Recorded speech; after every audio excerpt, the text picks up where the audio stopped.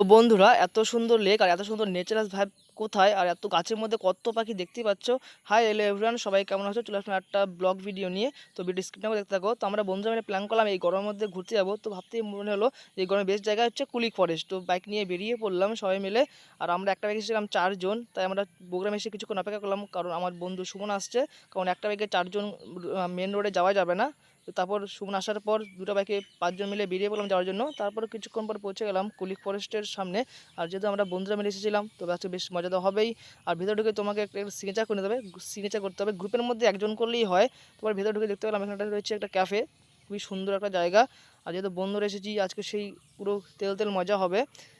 তারপর এখানে দেখতে হবে যে প্রত্যেকটা গাছের মধ্যেই তার নামগুলো লেখা রয়েছে, পাশে বিজ্ঞানসম্মত নাম লেখা রয়েছে। আর এখানে দেখতে হবে সুন্দর একটা ভাইবস, যেহেতু পাশে রয়েছে আমাদের কুলিক নদী। আর এখানে রয়েছে কিছুক্ষণ পর পর দেখতে হবে টাওয়ার রয়েছে।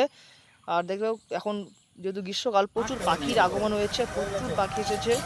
হ্যালো গাইস, সবাই আজকে আমরা চলে এসেছি কুলিক পার্কে ঘুরতে। তো আজকে এই গরমে দারুণ মজা হলো, সব বন্ধুরা মিলে এসেছি। তো তোমরা এই গরমে চলে আসতে পারো কুলিক পার্কে ঘুরতে, পুরো তেল তেল। আর গাইস, কুলিক ফরেস্টের ভেতরে এটা কোনো লেক নয়, এটা হচ্ছে একটা খাল। আর জায়গাটার সৌন্দর্য বেশ অপরূপ সৌন্দর্য, খুবই সুন্দর। এখানে খুবই ভালো একটা ফটো আসে। আর গাইস, ভিডিওটা ভালো লাগলে অবশ্যই লাইক কমেন্ট শেয়ার সাবস্ক্রাইব করে দেখো, আর অবশ্যই পাশে দেখো।